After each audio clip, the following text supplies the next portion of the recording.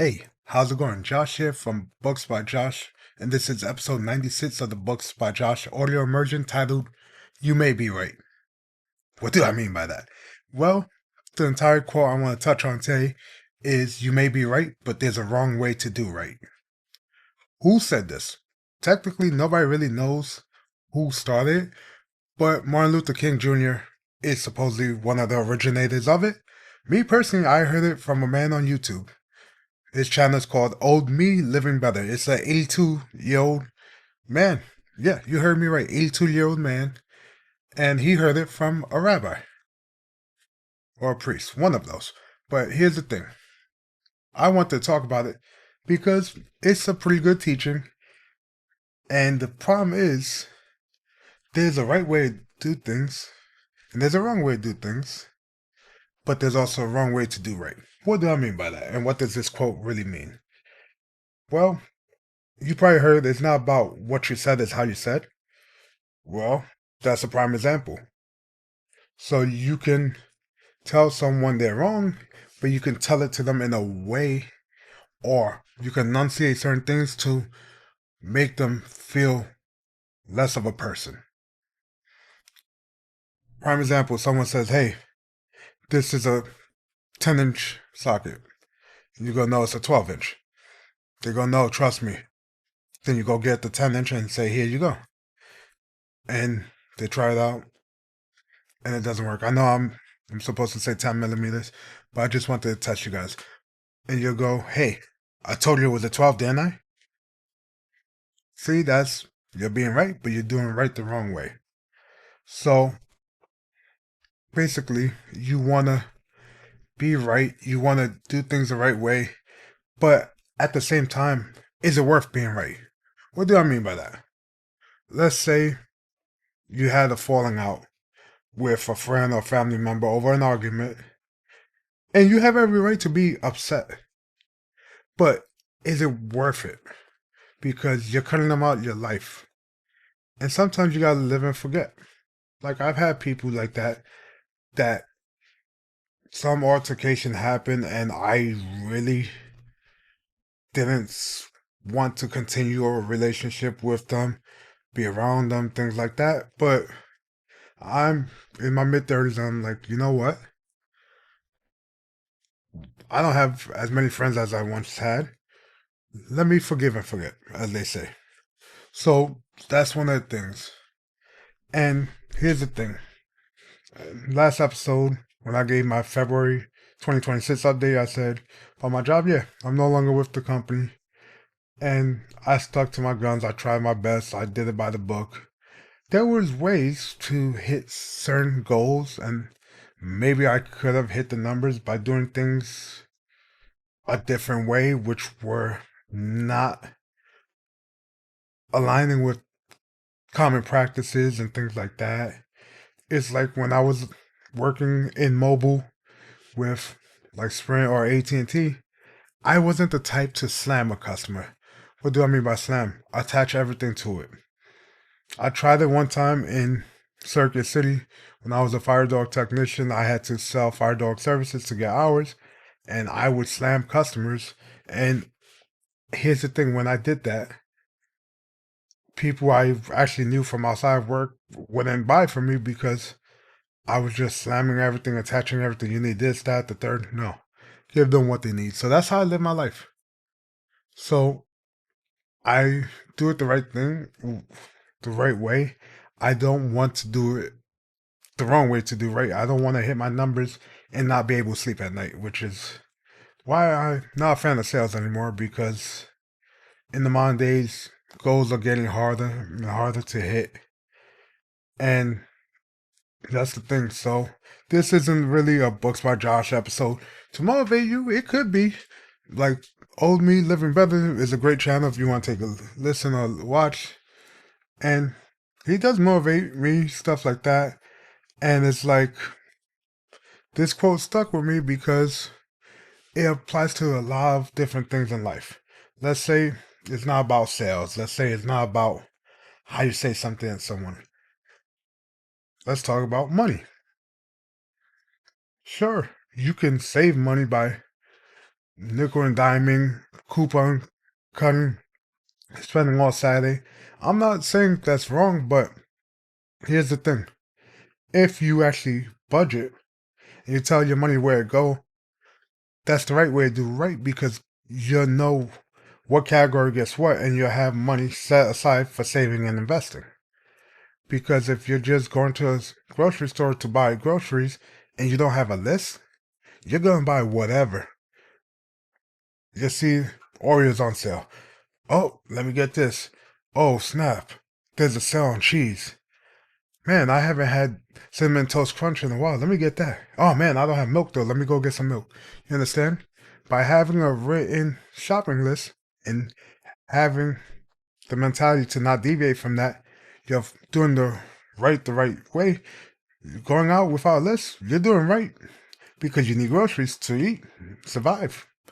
But you're doing right the wrong way because you're going in without a plan and they have everything in the aisles and by the cashier laid out a certain way to make you want to buy at the end. So, like I said, you can go shopping willy nilly or you can have a strategy. It's a lot more boring that way. Trust me, I've done both. But like I said, that'll save you more money than coupon clipping because you spend hours coupon clipping and stuff in the beginning of the month coming up with a budget saying, hey, $500 to groceries, rent's $2,000, electricity's this, cell phones that way. And you know how much money's coming in. You set aside things. And if you need to move money from one envelope, if you're doing an envelope system to another, you know where you can take it from, sacrifice in leisure activities and put it towards groceries or something like that. So that's one way. Let's talk about another way with money. Let's keep talking money here. Well, you can do right the wrong way and try to chase the hottest stock out there. You can become a day trader and hopefully make money. If you're good, good. If not, sorry, it's like gambling to me. I don't do it. I tried like calls way back when, years ago, but it's not for me. But you can make money in it. But it might be the wrong way to do right because slow and steady sometimes wins the race, the tortoise and the hare. You invest in a mutual fund, the ETF, track the S&P 500. If you don't have to actively manage it, just sit there and forget it. Jack Bogle, Warren Buffett, slow path to wealth. I'm not chasing the hottest stock out there. I'm not doing anything like that. I'm not doing research on, oh, this company has a P&E of this, that. I'm investing in companies I know, like Peter Lynch says, and then index funds and ETFs and mutual funds. That's it. Simple investing, slow and steady, and I'm doing dividends in one portfolio. So that's how you can apply to, hey, to money. Two different examples right there. Shopping, or three, budgeting and investing. So let's talk about health and getting in shape. How can you apply it to that? Well, you may be right. You can do all this Ozempic, all this other stuff, lose weight that way. Right now, it's a hot topic, but who's to say if there's anything that goes wrong in the future? I can't say. I'm not a doctor, but we never know.